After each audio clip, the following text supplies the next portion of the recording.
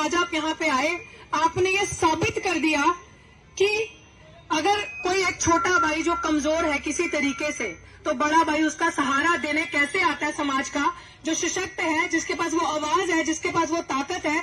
आपने यहाँ आके ये साबित कर दिया कि हम एक हैं, हम मूल निवासी हैं इस देश के, और हर लड़ाई हम एक होकर जीत सकते हैं। ये है असली बहुजन समाज।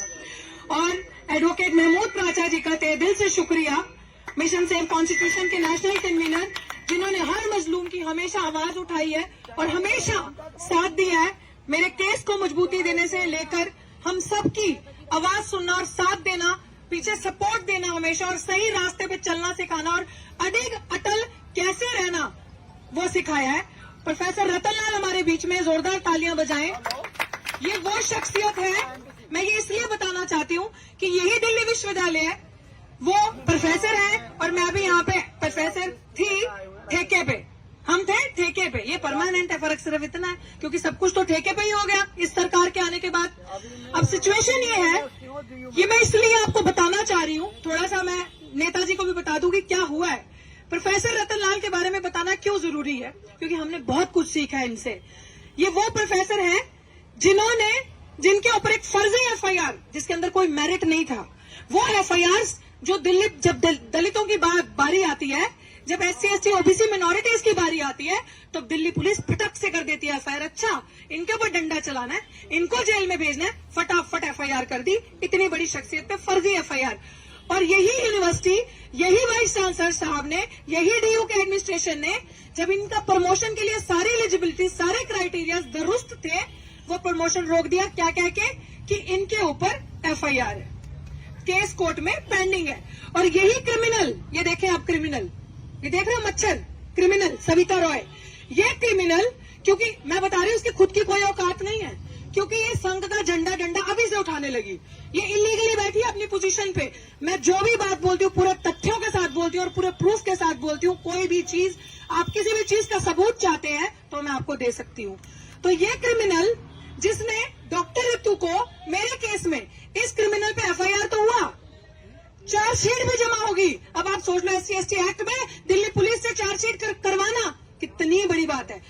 बाबूजी, चार्जशीट जमा होगी, वो धाराएं आप देख लें, धाराएं जो लगी है इस पे, इन पे तो खाली एफआईआर थी। इनकी हेयरिंग में मैं थी, जज भी हंस रहा था ये क्या केस है, वो भी हंस रहा था ये क्या ले आए हो। और ये चार्जशीट जमा होगी, धाराएं देख लो, नॉन बेलेबल। किसी धारा में 2 साल की सजा है, किसी धारा में 7 साल की सजा है। लेकिन ये है हमारा दुर्भाग्य कि जाति जो है वो कभी नहीं जाती, क्योंकि एक विचारधारा, एक जाति के लोग आज सत्ता में अंदर बैठे हैं, कुर्सी पे बैठे हैं, उनकी वजह से आज क्रिमिनल अपराधी कार्यरत है, कुर्सी पे है, और एक बेगुनाह सड़क पे है। अब बताएं हम अपने हक की आवाज कहां उठाए। 35 बच्चों की फ्रॉड चिट्ठी बनाई, और वाइस चांसलर, अभी हमारे पास बहुत सबूत ऐसे हैं जो हम आपको आने वाले वक्त में देंगे। वो वाइस चांसलर साहब का नाम लेकर कहती है कि हम बताएंगे आपको, वो वाइस चांसलर का साहब के नाम लेके कहती है, वाइस चांसलर साहब मेरे साथ खड़े हुए। और वाइस चांसलर साहब बड़ी बड़ी जगह जाते हैं, पार्लियामेंट्री कमेटी में, ऐसे कमीशन में उनका नुमाइंदा जाता है और बोलता है हमें तो पता ही नहीं था, हमें तो कुछ पता ही नहीं है। लेकिन वो क्रिमिनल क्लेम कर रही है पता है, इसका सबूत हम आपको देंगे, वो कोर्ट में भी देंगे और आगे भी देंगे। लेकिन ये भी एक प्रोफेसर है सविता रॉय, और ये भी एक प्रोफेसर है, मैं भी एक प्रोफेसर हूँ। तो कौन सी ऐसी चीज है कि उस क्रिमिनल को अंदर रखा हुआ है और हम बेगुनाह लोग बाहर हैं और ये पर्चे झेल रहे हैं।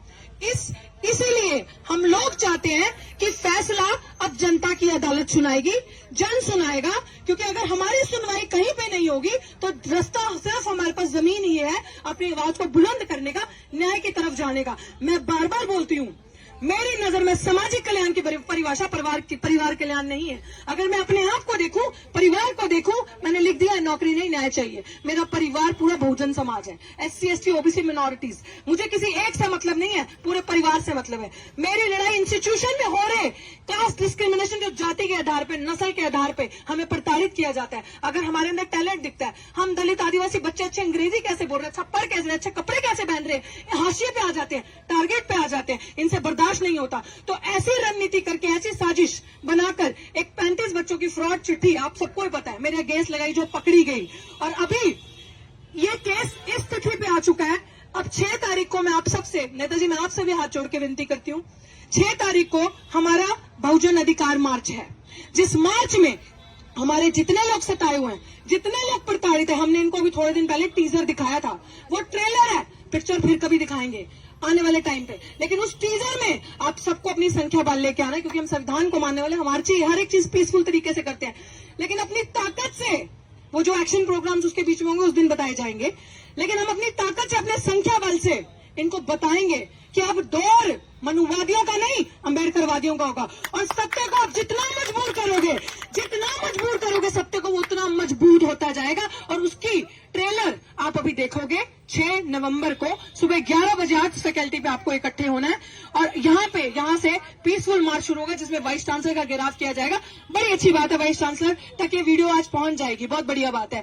तो क्योंकि ये कुलपति को मैं क्यों कह रही हूँ, ये कुलपति सुन ले, जातिवाद का चरित्र आपका सामने आ रहा है, इसका नहीं आ रहा। ये तो मच्छर है, ये तो छोटी सी एम्प्लॉय है यहाँ की, कहती तो गुंडी है अपने आप को, बेचते भी है यहाँ पे क्रिमिनल्स मिलके वाइस चांसलर के साथ। लेकिन यहाँ एक परिवार में सबसे ऊंचा जो व्यक्ति होता है, अगर बाप है या माँ है, परिवार का छोटा इंसान गलती करता है, कुछ करता है, तो बड़ा मुखिया सजा देता है, बड़ा मुखिया फैसला लेता है। लेकिन ये मुखिया जब करप्शन को सपोर्ट करे, जब क्रिमिनल को सपोर्ट करे, तो आज लड़ाई इस गुंडी से नहीं है, इस क्रिमिनल से नहीं है, आज लड़ाई वाइस चांसलर से है। क्योंकि वाइस चांसलर की शय के सामने सब कुछ हो रहा है।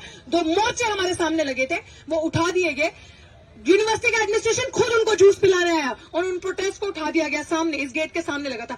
हम लोग 64 डेज से बैठे हैं, क्योंकि दलित की बेटी भारत की बेटी नहीं है। दलित के बच्चों को इंसाफ नहीं मिलेगा। अगर दलित, मैं बार बार ये चीज कहती हूँ कि बहुजनों जागो, आप लोग जागो। क्यों आपके वाइस चांसलर्स क्यों नहीं है, आपके प्रिंसिपल्स क्यों नहीं है, आपके बड़े बड़े प्रोफेसर क्यों नहीं है, ऐसे बुद्धिजीवी प्रोफेसर का प्रमोशन क्यों रोका है कोई ऐसा इंटेलेक्चुअल?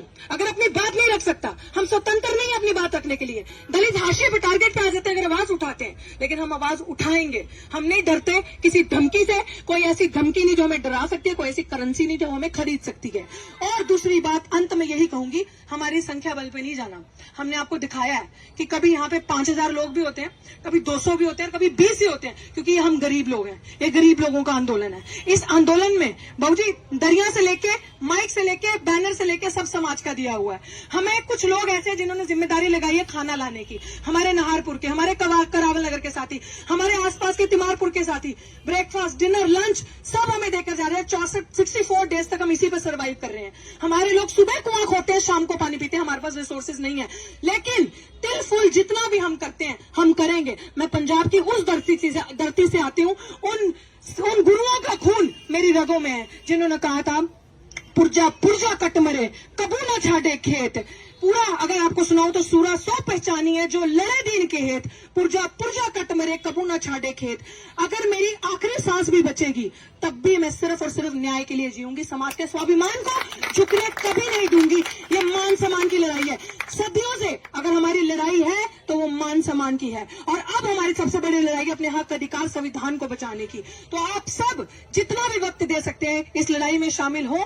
जितनी भी ऑर्गेनाइजेशन है बढ़ चढ़ के आए। पीके साहब आपका बहुत बहुत शुक्रिया। जितने भी साथी हैं, रमेश कुमार सर, हमारी रोहिणी की टीम है, आप सबका बहुत बहुत दिल से। पीके राघव जी रिटायर हमारे IAS ऑफिसर्स हैं, आप सबका दिल से शुक्रिया। अगर आप चाहते हैं गरीब हर वंचित इंसान की आवाज आप तक पहुंचे तो हमारे चैनल को सब्सक्राइब करें और बेल आइकन का बटन दबाना ना भूलें। देखते रहिए बहुजन न्यूज।